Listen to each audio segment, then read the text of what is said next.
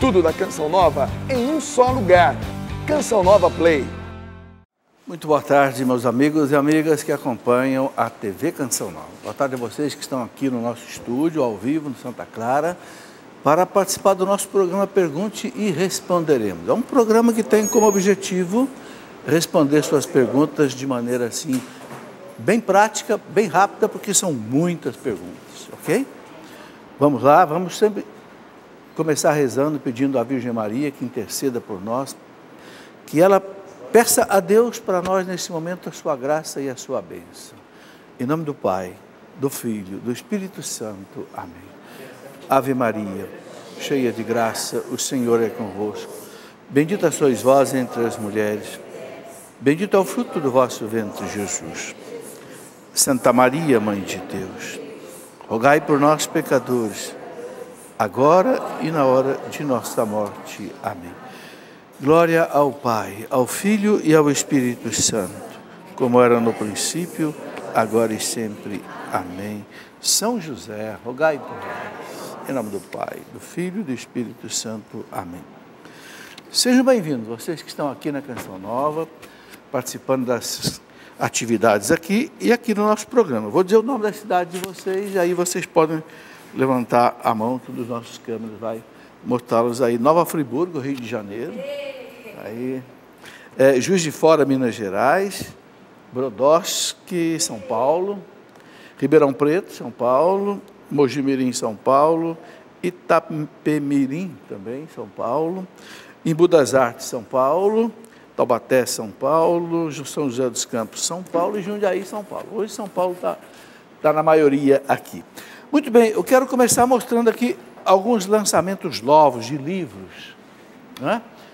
Olavo Bilac dizia que um país se faz com homens e livros. Homens quer dizer pessoas, né? Pessoas humanas e livros.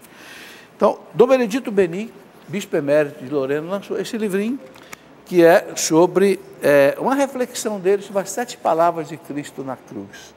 Na verdade, é uma homilia que Dom Beni faz na Sexta-feira Santa, em Lorena, na celebração, né, da morte de Cristo, depois da celebração da tarde, né, tem a procissão do enterro, aí tem, né, o discurso das 7 palavras. Ele colocou, então, no papel. Dom Beni é um grande teólogo, um grande bispo emérito de Lorena.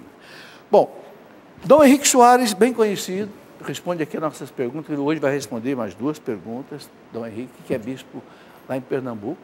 Aliás, ele está aqui agora participando da 56ª Conferência dos Bispos aqui em Aparecida e vai estar aqui comigo amanhã no programa Escola da Fé, às 9h da noite.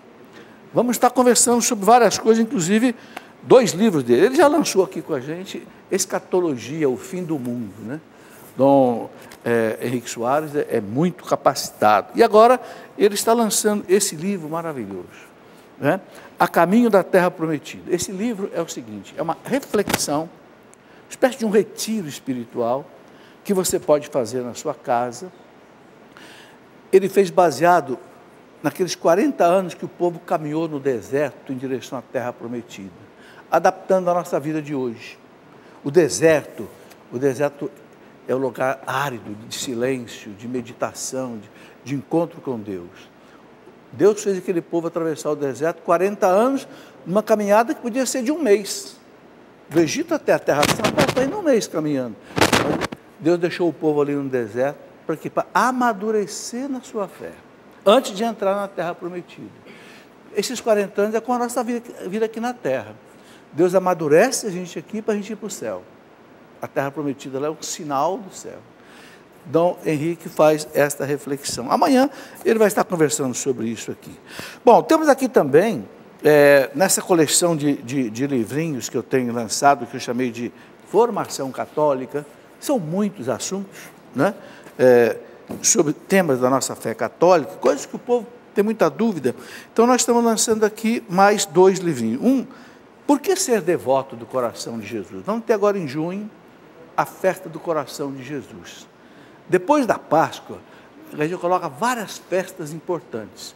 Vai aparecer aí a festa da Santíssima Trindade, a festa do coração do Imaculado Coração de Maria, Sagrado Coração de Jesus, em junho.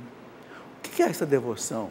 que Jesus pediu para Santa Margarida Maria Lacoque, aquela santa francesa. Quais são as promessas? Como é que eu devo viver isso? Não é?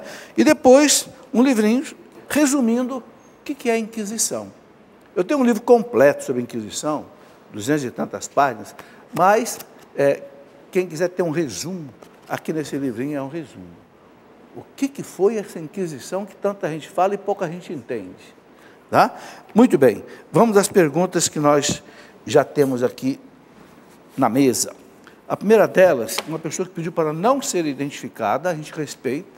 Se você quiser que a gente não fale seu nome, é só indicar na pergunta. O sangue derramado na cruz era também o sangue de Maria? Olha, há teólogos que dizem sim, há teólogos que dizem não. A gente sabe o seguinte, Jesus não teve um pai homem, porque senão ele não seria filho de Deus. Ele é Deus porque ele foi gerado pelo Espírito Santo. Maria entrou com a carne humana de Jesus. Consequentemente, entrou também com o sangue. Mas, evidentemente, né, ninguém fez uma análise de sangue aí, tipo A positivo, A negativo, AB, para saber se é o mesmíssimo. Temos certeza, Jesus é filho de Maria, isso é o mais importante. Maria, mãe de Deus, Theotokos, diziam os gregos, né? Isso é o mais importante. A parte assim, sabe, biológica tal, não é a mais importante. A mais importante é a parte espiritual. Ela deu ao verbo a carne humana. Jesus é o verbo humanado, dizia São Bernardo. Né? Daí. Luciana de Azevedo, via Facebook, gostaria de um breve conceito sobre o dom de línguas, quando é inspiração do Espírito Santo e quando não é. Ô, Luciana, não é muito fácil da gente dizer. Eu penso assim, se o dom de línguas é espontâneo, se a pessoa se brota da pessoa espontaneamente, eu penso que ele seja autêntico.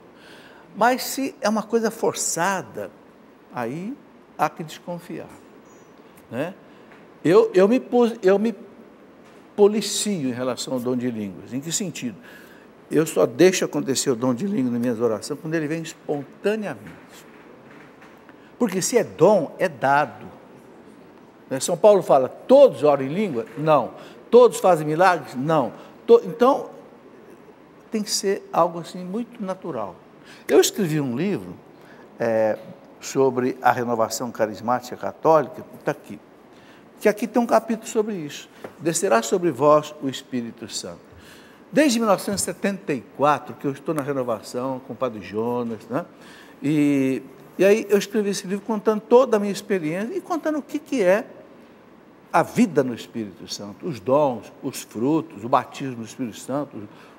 Então tem um capítulo aqui que é sobre dom de línguas. Tá? Muito bem. Cristiana Lima.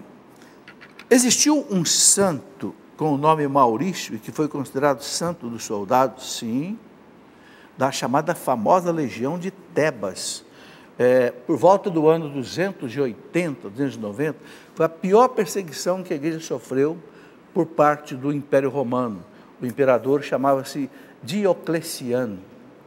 E um grupo de soldados cristãos, que já estavam convertidos, foram obrigados pelo imperador, que era pagão e que obrigava todo mundo a prestar culto aos deuses, queimando incenso aos deuses. Uma legião de soldados, 40 soldados, foram mortos porque não aceitaram prestar culto aos deuses. Inclusive, nesse livro, o primeiro volume do História da Igreja, essa aqui é uma coleção de 3 volumes de História da Igreja que eu escrevi, História Antiga, Idade Média e Idade Moderna. Nesse primeiro volume tem a história de São Maurício e a legião tebana, porque foi na região de Tebas que eles sofreram o martírio. E São Maurício era exatamente o comandante desse pelotão de 40 soldados, em que todos foram decapitados, porque não aceitaram queimar incenso aos deuses. Acontecia isso, né?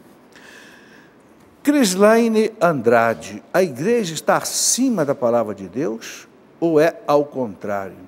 Ô Crislaine, não está acima nem abaixo.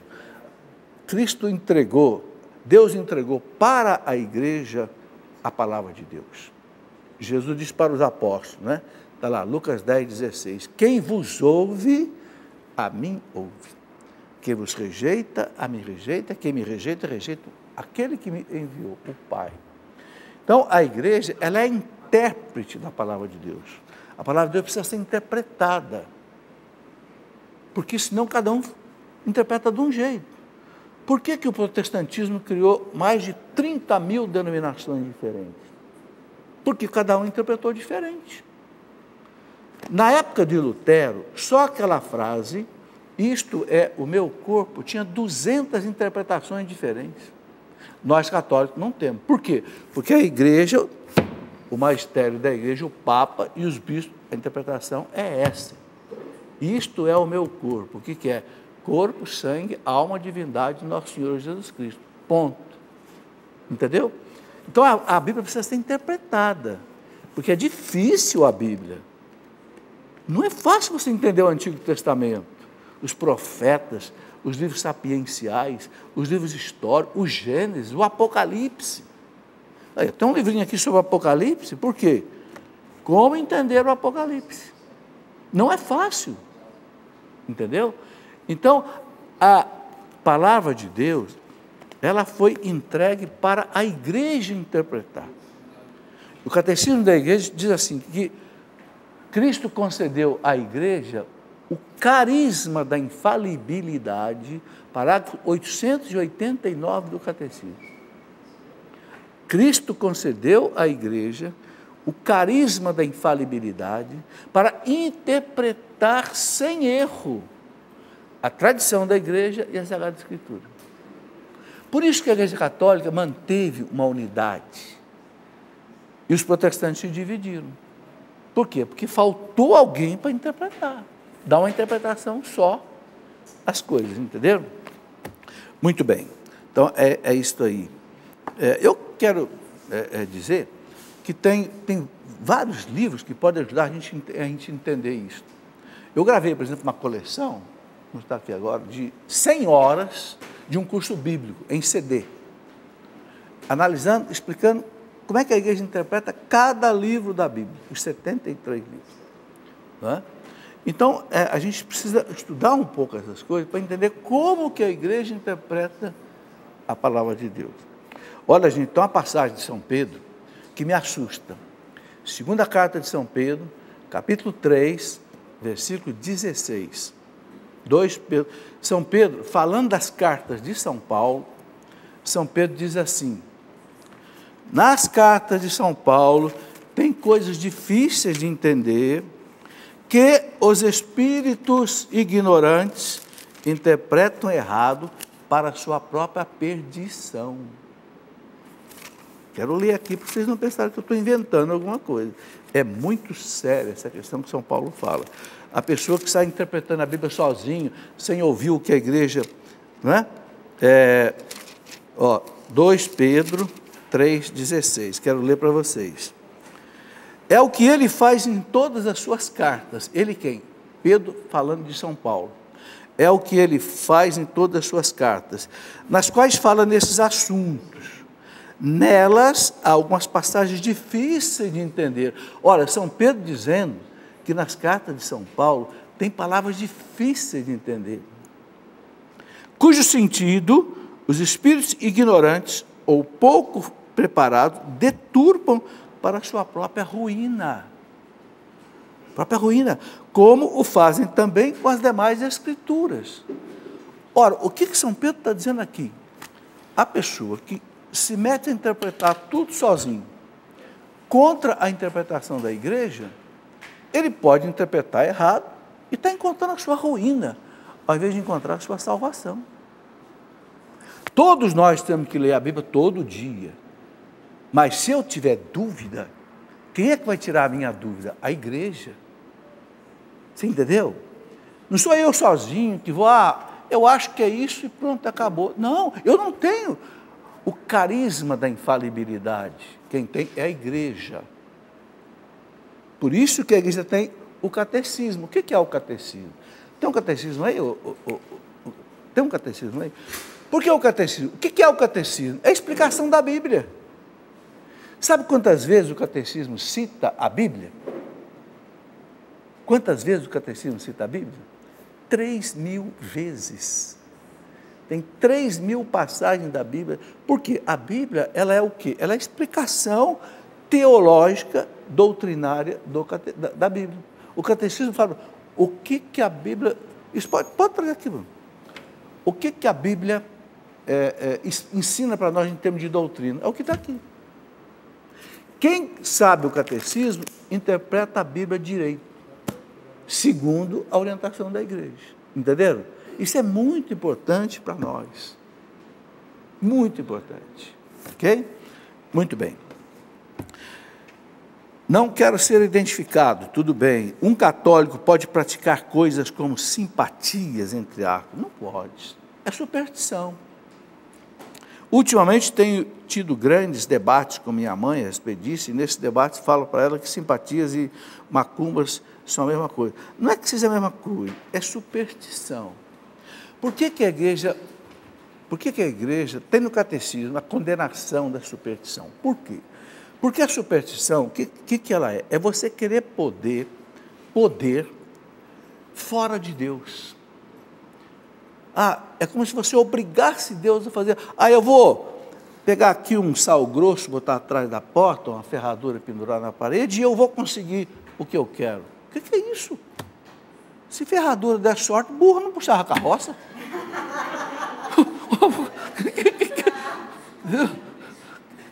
Não, e vassoura atrás da porta, não sei o quê. Para com isso.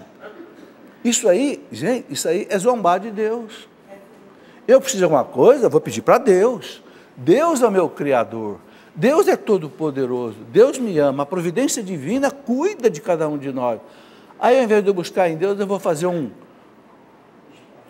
trançar os pauzinhos aqui para conseguir alguma coisa? Não. A igreja não quer essas coisas. Ok? A gente tem que ter, a nossa fé tem que ser uma fé séria. Eu amo a Deus, vou em Deus buscar as minhas necessidades. Eu tenho um livro aqui, chamado Falsas Doutrinas. Aparece todas essas coisas. Aqui tem mais de 100 coisas que nós não podemos viver.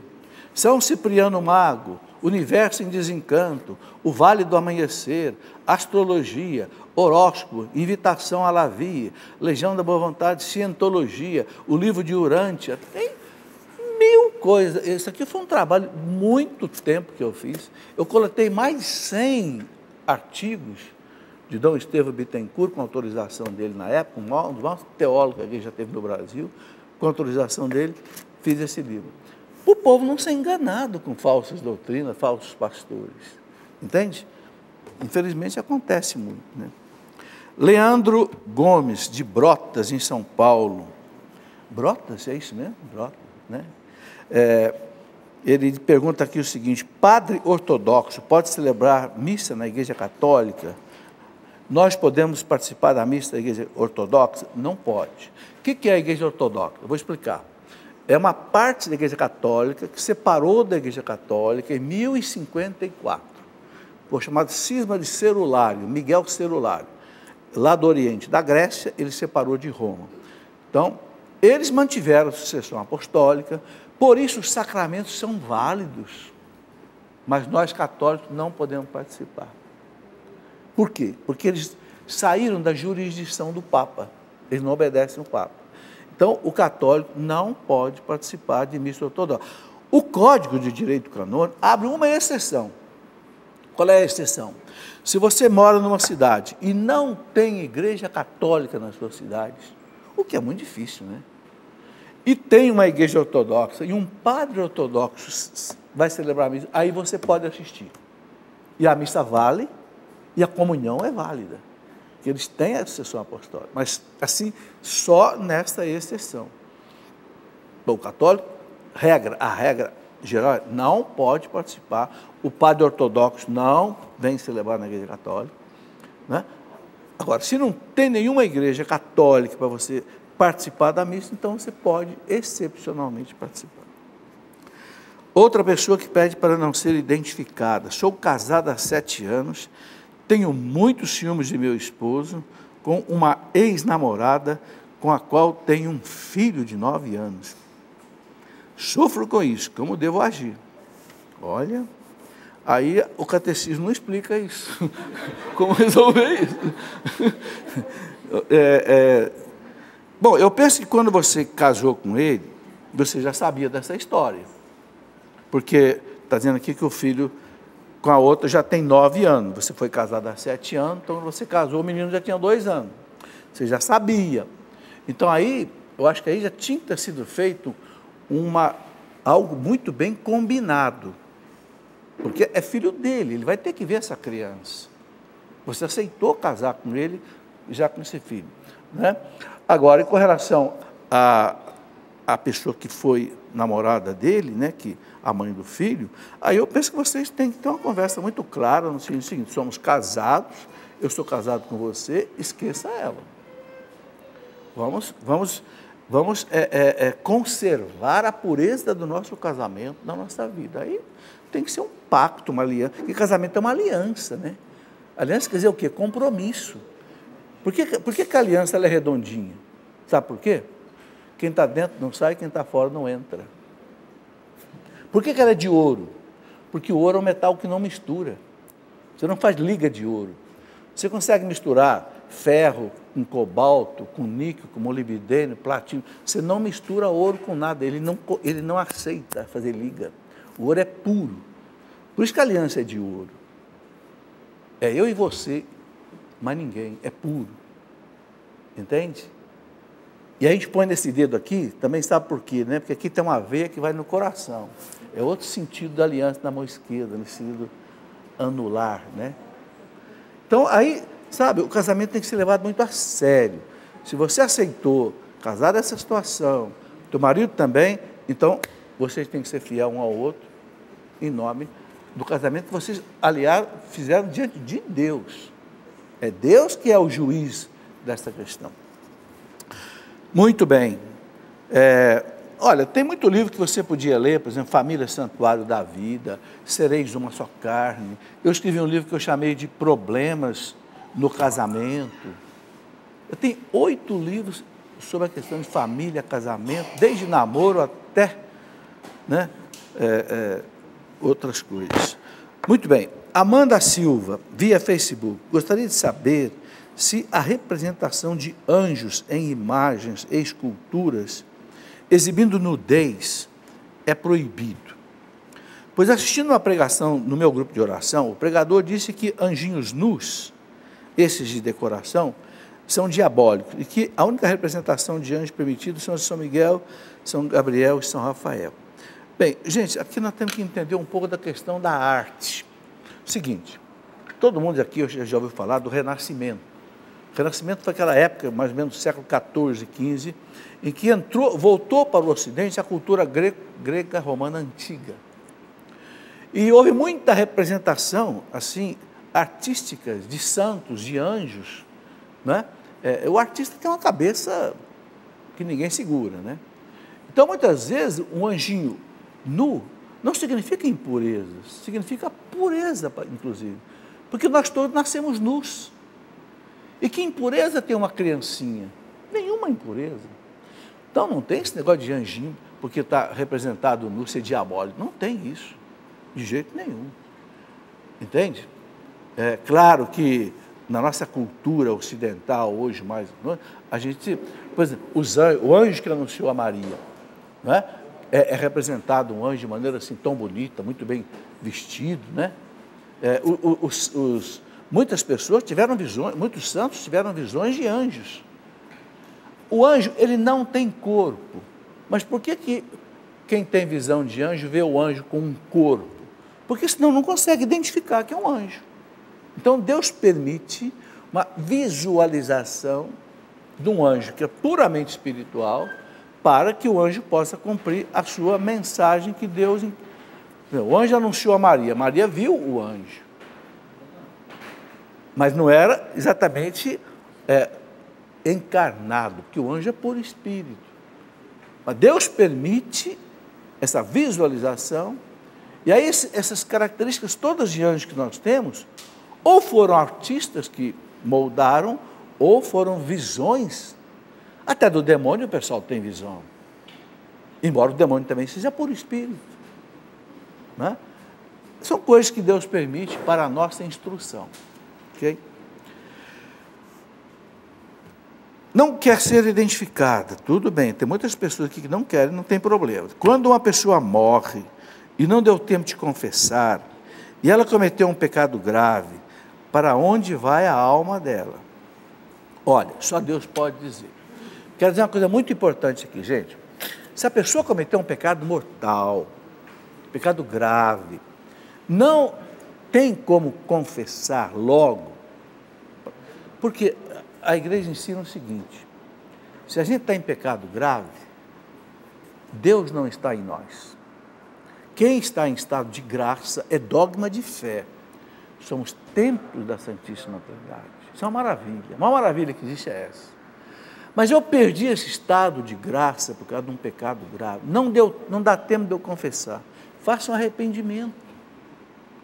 Antes mesmo de você se confessar, Deus já te perdoou. O que você não pode é comungar sem fazer a confissão. Mas para já tirar o peso da consciência, para já tirar a culpa, faça um arrependimento. Senhor, eu caí. Amém. Me perdoe. Reze o ato de contrição. Senhor, eu me arrependo dos meus pecados. Não quero mais fazer isso. Perdoe a minha fraqueza. Pronto. Deus é Pai.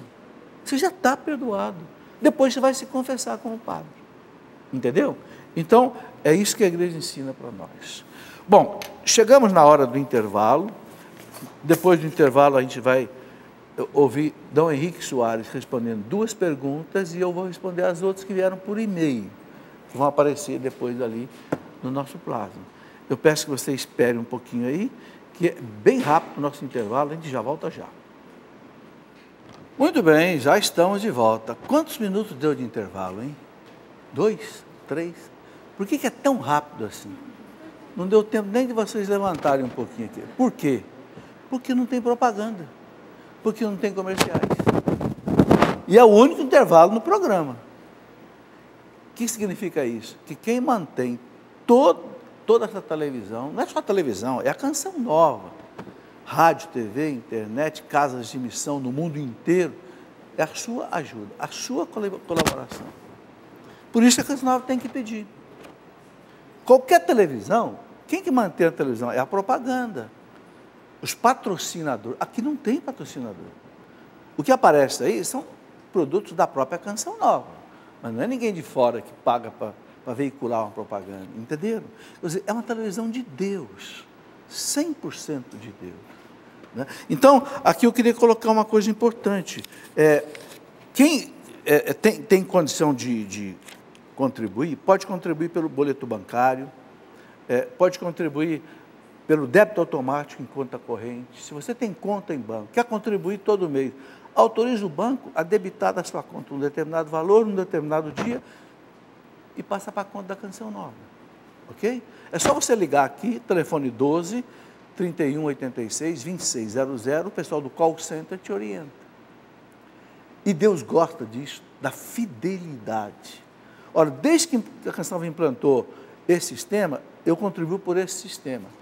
Nunca a Canção Nova deixou de receber a minha contribuição. Porque eu não fico nem sabendo. O banco saca da minha conta e passa para a Canção Nova. No dia que eu autorizei, no valor que eu autorizei. Entende? Jesus diz o quê? Quem é fiel no pouco, lhe será dado muito. Gente, palavra de Deus. O muito de Deus, te dá 10 para ele te dá 100. Não é 100 só financeiramente, é bênção. É paz na sua família, é salvação, entendeu? É graças, né? Para esta vida e para outra. Muito bem, vamos aqui então colocar a primeira pergunta para o Dom Henrique Soares responder, que vai estar comigo aqui amanhã na Escola da Fé, às 9 horas. É uma pergunta assim, bem simples, mas a gente coloca, sabe por quê? Porque dúvida é dúvida, né? Jesus é, na verdade, o arcanjo Miguel? A gente sabe que não é, mas eu vou colocar, sabe, porque respeita a pessoa que perguntou, a Ana Bastos, né? Então o Dom Henrique vai responder rapidinho para nós. Onde você escutou uma loucura dessa? Jesus é Deus, bendito para sempre. Miguel é anjo, é criatura, não tem nada a ver, tá certo? Miguel, Gabriel, Rafael são arcanjos, criaturas, servos de Deus. Jesus é a segunda pessoa da Trindade, o Verbo eterno do Pai, feito homem, de Maria a Virgem, que viveu entre nós, morreu, ressuscitou, e agora, como Deus e homem, está na glória do Pai. É o meu e o seu Deus, o meu e o seu Salvador. Bem, vocês estão vendo, por que uma pergunta dessa está aqui? Para vocês perceberem como o nosso povo tem dúvida. São Miguel Arcanjo é uma criatura, como disse. Jesus é o Criador, é o Deus. Mas por que a pessoa pode fazer essa confusão? Jesus é São Miguel? Claro que não. Mas por quê? Porque falta a formação católica. Por isso que eu estou fazendo uma coleção de livrinhos aqui, cujo título é Formação Católica. Entendeu? Porque tudo que o nosso povo, gente, tem hoje é dúvida sobre a fé. Entende? Dá pena, né? Olha, o profeta Oséias, capítulo 4, versículo 6, o profeta Oséias fala assim: o meu povo perece por falta de doutrina. O meu povo perece por falta de formação. Ou seja, nosso povo vai para as seitas. Como dizia o profeta Jeremias, vai beber água em cisternas rotas. O que são cisternas rotas, rachadas, que não tem mais água? Vai lá, não tem água.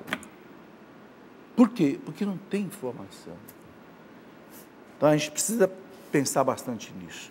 Segunda pergunta para o Dom Henrique: como a igreja sabe se o milagre foi feito por intercessão de um santo, ou se é Deus quem faz o milagre? É a pergunta da Alzira. Vamos ver a resposta do Dom Henrique. A resposta está na pergunta. É Deus quem faz o milagre e faz pela intercessão do santo. Quando você reza, é Deus que dá a graça e dá ouvindo a sua oração. Então, a igreja procura saber, no caso do milagre, não é? Você pediu a Deus por intercessão de qual santo? Veja, esse pedido foi sempre pela intercessão daquele santo, foi constante, né? Como é que você exprimiu essa devoção a esse irmão nosso que está no céu? Aí fica claro que houve o milagre e que o milagre foi de Deus para glorificar, veja, para mostrar a virtude daquele servo, daquele santo. É assim. Mas o processo é tão simples como a sua oração. É Deus quem faz pela sua oração. Muito bem. Então, a resposta do Dom Henrique bem claro. Os santos intercedem por nós diante de Deus. Muito importante entender isso. Os santos, eles apresentam diante de Deus os seus méritos. O que é um mérito? O santo, ele viveu para Deus aqui nesse mundo. Ele morreu para ele.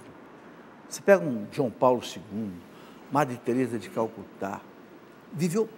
Então, agora, ela, quando ela está no céu, está na comunhão com Deus, ela fala para Deus assim: Senhor, pelo bem que eu fiz lá na terra, eu peço essa graça para essa pessoa que está me pedindo. Agora, quem dá a graça é Deus. O santo intercede. Não é daí que colocou, né? E tem mais uma coisa, sabe? Os santos doutores da igreja, eles dizem mais uma coisa, que quem traz a graça é Nossa Senhora. Os santos pedem, ela também pede, mas ela é a medianeira das graças. Né? Por que os santos doutores dizem isso? Porque eles falam assim: ora, qual foi a maior graça que o céu mandou para a terra? Foi Jesus, a salvação, o Salvador. E quem é que trouxe? Foi Maria. O canal foi Maria. Então, os santos doutores, São Bernardo, Santo Agostinho, São Tomás de Aquino, Santo Anselmo, Santo Alberto Magno, São Gregório de Nissa, dizem: todas as graças vêm por Maria. Por quê? Porque a grande graça que é Jesus veio por Maria. As outras vêm também. Ok? É muito bonito isso. Muito bem, vamos ver aqui outras perguntas que já estão aqui. Denis Lubac Magalhães, de Belo Horizonte. Qual o significado da passagem Lucas 17, 37? Os discípulos perguntaram: Senhor, onde acontecerá isso? Jesus respondeu: onde estiver o cadáver, aí se reunirão os abutres. Abutres são os corvos, né? É uma passagem meio difícil, né? Eu tenho um manual na minha casa que explica a Bíblia inteirinha. São 3 volumes, chamado Comentários Bíblicos, da editora Loyola. Uma maravilha. Dessa grossura que são 3 volumes. Eu fui procurar isso lá. Qual é a resposta que eu encontrei dos teólogos? Jesus está falando aí da volta dele.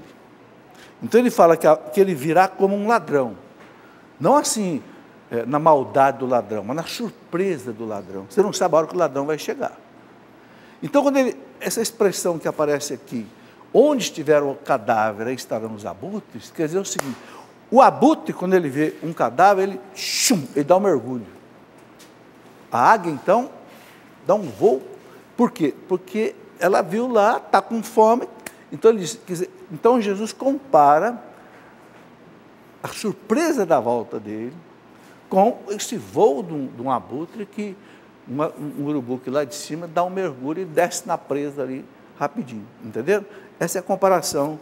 Jesus usava muitos assim, provérbios, né, do tempo dele, que não, vocês estão vendo como é que não é fácil entender a Bíblia? Mas tem manuais que explicam. Né? Vamos lá.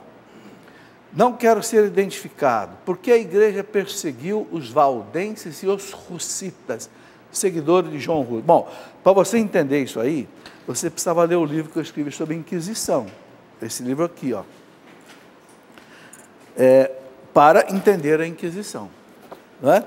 Os valdenses foram hereges, mais ou menos aí no século XI, cátaros, que faziam verdadeiras anarquias na Europa. Né? E também John Hus, daí vem os russitas, que era polonês, que também provocou muitas confusões. Eram hereges, que atuavam em desobediência à igreja, em desobediência ao Papa, então sofreram processos, né, de exclusão da igreja, de excomunhão. Esse é o problema. Agora, para explicar detalhadamente, eu precisaria de muito tempo, não dá tempo. Então, eu recomendo, se você quiser estudar com calma isso, aqui nesse livro, Para Entender a Inquisição, ou então, na minha coleção de História da Igreja, também você vai encontrar isso daí. Nesse livrinho que eu estou lançando hoje, você sabe o que foi a Inquisição? Aqui eu toco rapidamente nesse ponto também. Ok? Essas coisas todas a gente vai estudando, vai aprendendo, né? Devagarinho a gente vai aprendendo. Cíntia, o nosso batismo é válido? Claro, porque um evangélico me disse que o batismo do católico não era válido e que o certo seria mergulhar como foi o batismo de Jesus. Cíntia, muito bem. Só que tem um documento do primeiro século, chamado Didaquê. O que é esse documento, Didaquê? Foi o primeiro catecismo que a igreja teve no primeiro século, chamado Doutrina dos 12 Apóstolos. Conhecidíssima Didaquê. Diz assim: podemos batizar da seguinte maneira, ou mergulhando em água, ou derramando água, se não tiver bastante água. Então, é do primeiro século. Eu tenho um livro aqui, deixa eu ver se ele está aqui na minha mão, o Sagrado Magistério, é esse daqui, que explica essas coisas todas. Aqui tem um capítulo que eu escrevo sobre o batismo, né? E aqui nesse capítulo eu coloco uma série de citações, não é esse livro não aqui, só um minutinho, é este daqui, Sagrada Tradição. São 3 volumes. Este aqui, a Sagrada Tradição, tem um capítulo inteiro aqui sobre batismo, onde eu coloco página 109. Onde eu coloco tudo isso, eu faço questão de ler alguma coisa aqui. Está aqui a citação da Didaquê. Mostra aqui, José. A citação da Didaquê que eu mostrei aqui. Ó. O que diz aqui? Didaquê, ou Doutrina dos 12 Apóstolos, número 30 do documento. Quanto ao batismo, é do primeiro século. Os apóstolos estavam vivos. Batizar é assim, depois de teres ensinado o que precede, batizar em nome do Pai, do Filho e do Espírito Santo em água corrente. Se não existe água corrente, batize-se em outra água. Se puder ser em água fria, faze em água, se não puder ser em água fria, faze em água quente. Se não tens bastante de uma ou de outra, derrama a água 3 vezes na cabeça, em nome do Pai, do Filho e do Espírito Santo.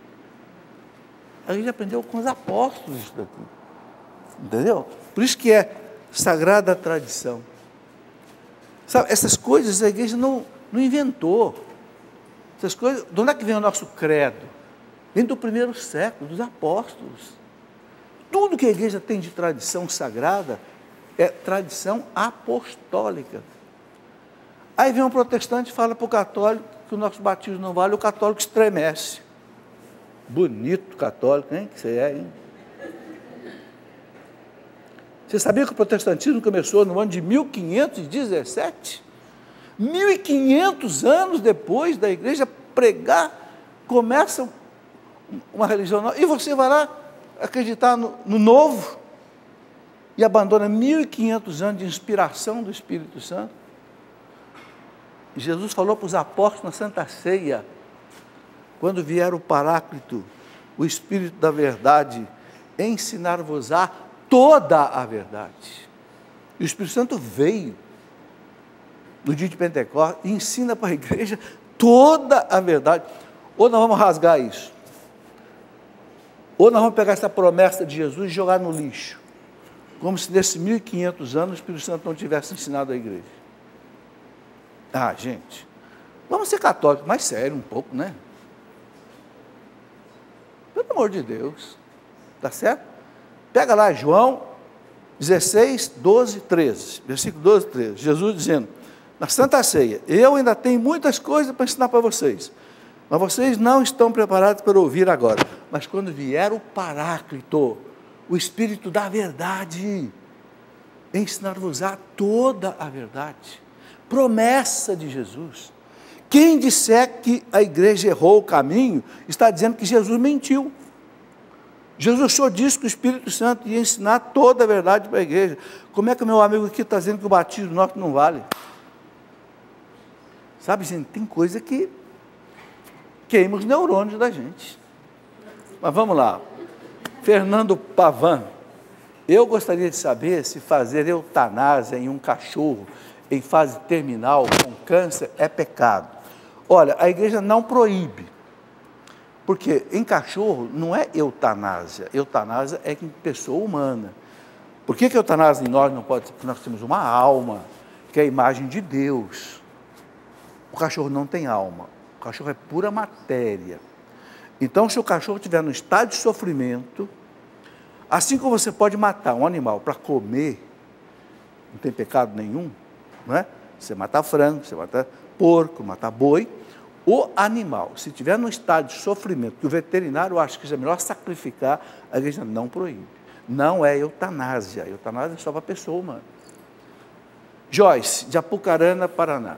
Claro, sempre que é possível salvar o bicho, né? Mas quando não der, às vezes ele está sofrendo muito.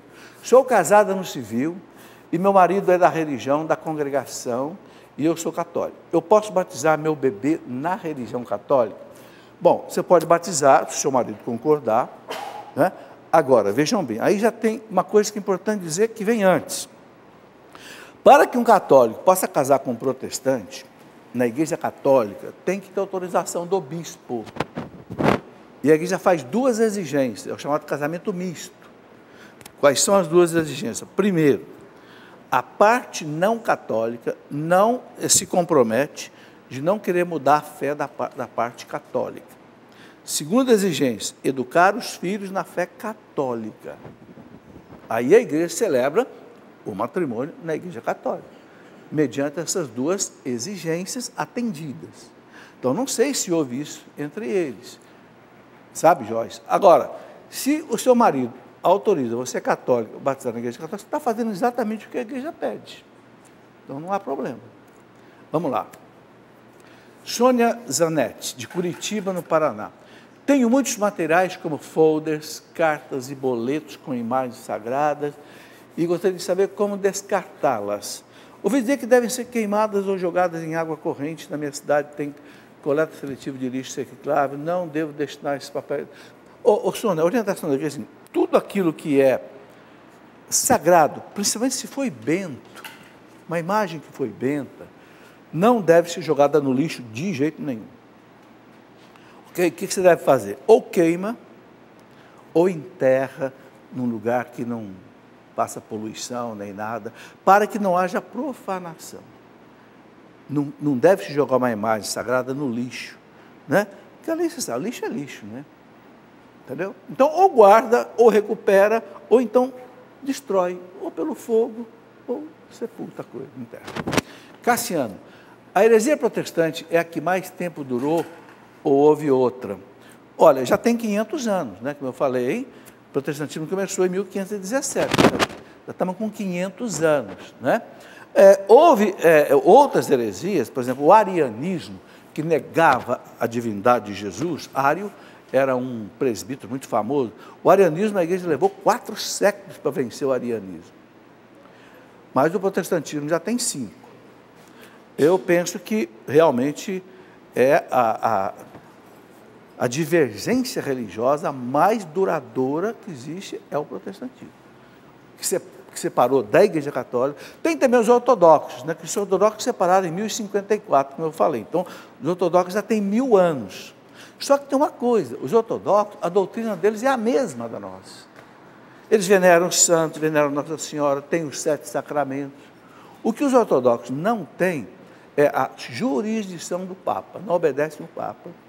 E tem mais algumas diferenças. Eles aceitam fazer, por exemplo, casamento de uma pessoa divorciada, que a Igreja Católica não aceita. Então, há algumas diferenças, mas eu diria que quase que 100% da doutrina é a mesma. Agora, o protestantismo não. O protestantismo rachou, abandonou os sacramentos, abandonou a missa, abandonou a igreja, abandonou o Papa, abandonou, realmente divergiu 100%.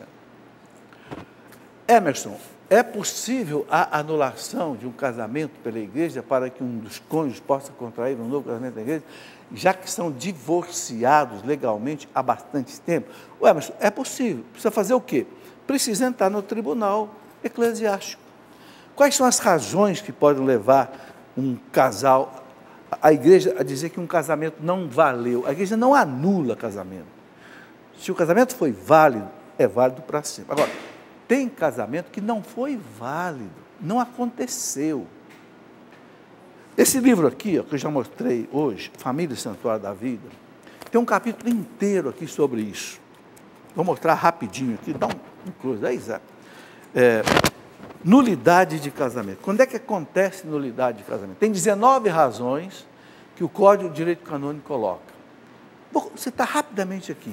Por exemplo, ele coloca aqui, falta de capacidade para consentir. Para o casamento valer, você tem que consentir. O padre fala, vocês estão aqui, é de livre e espontânea vontade? Sim. Não está com medo? Não. Não está obrigado? Não. O senhor não está ameaçando com 38 aí? Não. É de livre e espontânea vontade? Sim. Segundo, vocês prometem um ao outro amor e fidelidade, é por toda a vida que prometeis? Sim. Terceiro, vocês prometem receber os filhos que Deus vai nos enviar? Sim. Se houver a falha de consentimento, se um desses 3 itens, né, por exemplo, você fala assim, aceita os filhos? Sim. Não, nós não vamos ter filho, não, nenhum filho. Não vale o casamento. Você está mentindo na igreja. Promete amor e fidelidade ao outro até o final da vida? Não sei lá, quando ela estiver com 60, de repente eu troco por 2 de 30. Não vale o casamento. É falha de consentimento. É isso que o tribunal vai analisar. Ok? Aí tem ignorância. Gente, chega a ponto de haver pessoas ignorantes. Se eu soubesse que no casamento tem bebida sexual, eu não tinha casado. Eu já escutei isso. Ignorância. Erro, simulação, violência ou medo, condição não cumprida, problema de idade, tem uma idade mínima para poder casar. Então, tem 19 razões que o Código de Direito Canônico coloca. E aqui tem todos os artigos do Código de Direito Canônico que explica. Então, estudar isso para poder... E aí, fazer o quê? Vai ao tribunal da igreja. Faz a chamada petição. O que é a petição? Você faz um requerimento para o tribunal. Olha, nós estamos separados, a gente acha que não tem mais condição de reconciliação, então a gente queria verificar se o casamento nosso, por acaso, não foi nulo, de origem. Aí o tribunal faz um processo, Ouve um, ouve outro, testemunha e tal. Aí três juízes dão a sentença.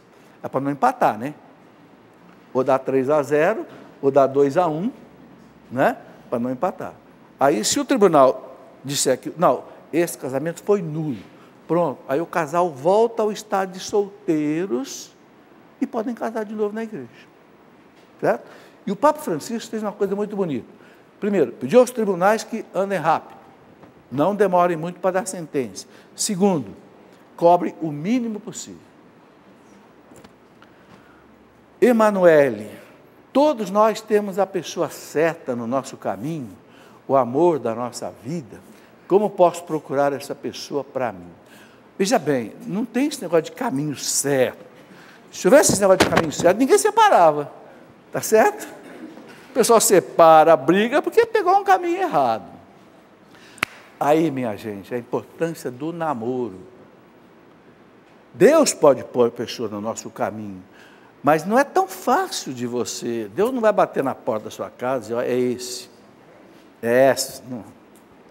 Deus deu inteligência para nós, deu liberdade, deu vontade.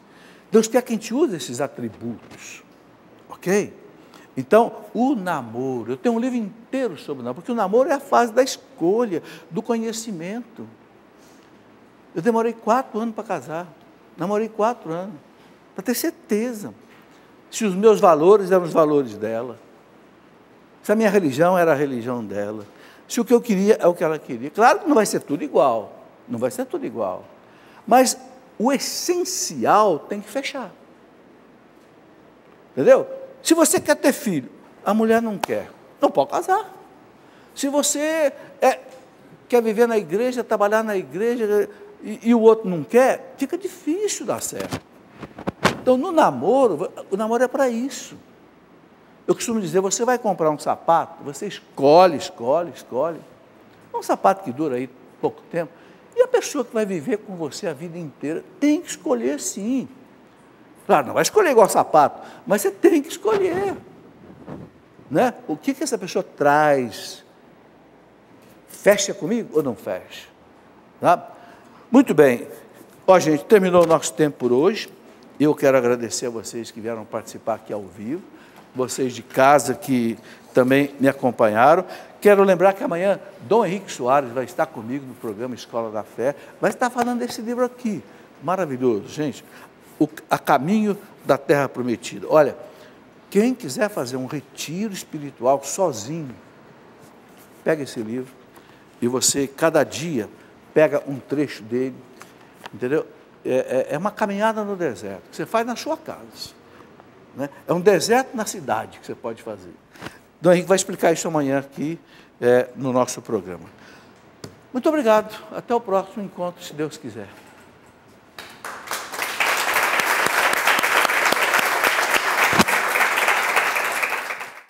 Tudo da Canção Nova em um só lugar. Canção Nova Play.